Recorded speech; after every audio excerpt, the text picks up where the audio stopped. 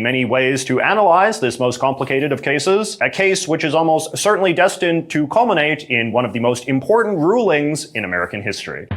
So the argument that Trump is legally ineligible to be president again is based on an interpretation of Section 3 of the 14th Amendment to the United States Constitution, which was ratified in 1868. And it reads, in full, "No person shall be a senator or representative in Congress, or elector of president and vice president, or hold any office, civil or military, under the United States or under any state, who, having previously taken an oath as a member of Congress or as an officer of the United States or as a member of any state legislature or an executive or judicial officer of any state, to support the Constitution of the United States, shall have engaged in insurrection or rebellion against the same, or given aid or comfort to the enemies thereof." But Congress may, by a vote of 2/3 of each house, remove such disability. Now, I'm no fancy big city lawyer, but I have been listening to an awful lot of podcasts in which lawyers argue about how to understand this tricky part of the Constitution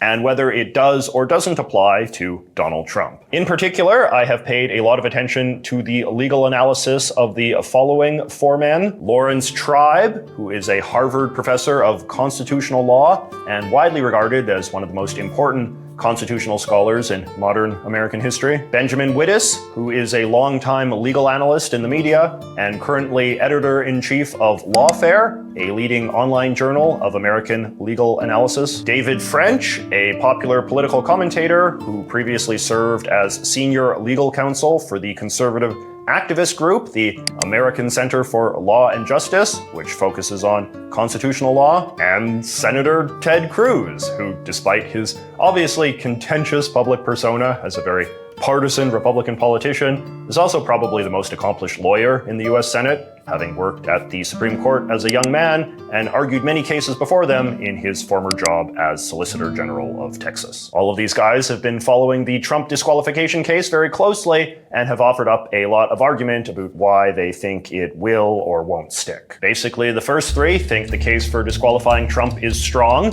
but are unsure if the Supreme Court will agree, while Senator Cruz thinks the case for disqualifying Trump is weak, but also thinks that the Supreme Court will likely only let him run on very narrow and technical grounds. And based on my analysis of their analysis, the key questions that the Supreme Court has to answer in this case come down to the following. Does the 14th Amendment apply to former presidents? Did Trump do something bad on or around January 6, 2021? If so, how should we characterize that bad thing? Does Trump need to be convicted of something? And is the 14th Amendment self-executing? Questions the Supreme Court is not supposed to consider, incidentally, include how their ruling will make people feel or what the political fallout will be. This is particularly worth noting given that the current US Supreme Court is characterized as being quite conservative, not necessarily in a partisan political sense as much as a dispositional analytic sense. Which is to say, they have a reputation, partially self-proclaimed, for being judges who take the words and intent of the Constitution very seriously, and often literally, and are not inclined to be influenced by things like social trends or the current political atmosphere. So, let's get to the questions. Question 1. Does the 14th Amendment apply to former presidents? So, Trump's lawyers have made every possible argument that the 14th Amendment doesn't apply to their client, which is what you would expect good lawyers to do. And one of their most dramatic claims is that the 14th Amendment can't be used against former presidents at all, though this is also pretty universally taken to be their weakest argument. If we look at the text of the 14th Amendment, we can see that it talks about disqualifying former senators, representatives, presidential electors, and other miscellaneous officers of the United States who have previously taken an oath to support the Constitution of the United States. And the argument is that since former presidents aren't specifically mentioned, basically the whole conversation about disqualification stops right here. The rebuttal is just that it requires some pretty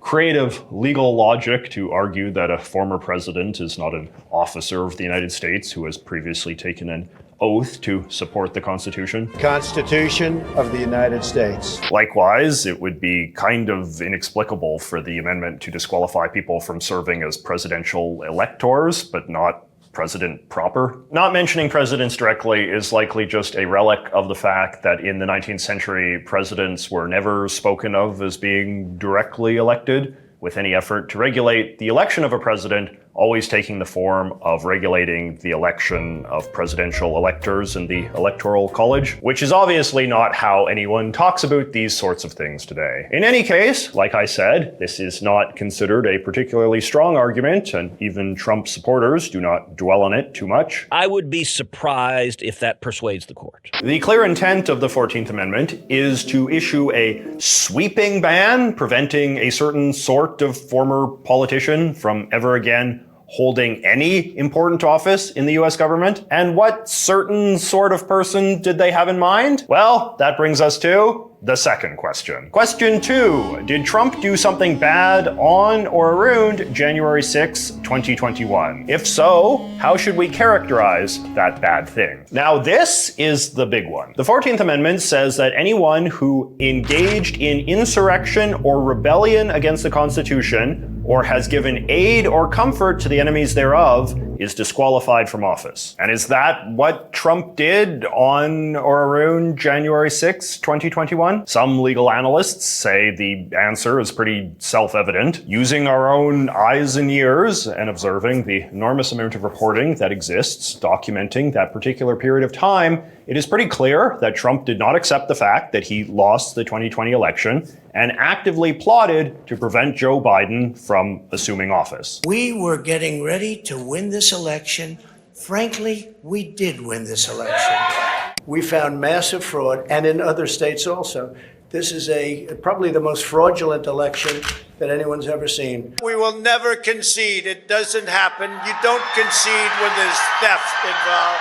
Professor Tribe sees Trump's actions as a specific conspiracy against the Constitution's Article 2, which describes how presidential elections are ratified by Congress. And this is what Trump specifically sought to prevent from happening through his pressure on Vice President Mike Pence, the chair of the Senate, his involvement in the so-called fake elector plots, and his encouragement of a mob that tried to physically prevent the Congress from ratifying his election loss. From the very moment of the election, there is evidence, very strong evidence, that Donald Trump said, "I'm not leaving. I don't care who says I lost. I don't admit that I lost. I think the election was stolen." And he was willing to do whatever it took. The evidence over the past week in Colorado was very strong that he was directly involved in the fake electoral slates. And in addition to that, that he in fact did rile up the mob and very occasionally said, "Oh, be peaceful." But on the other hand, he did everything he could to make sure they wouldn't be peaceful.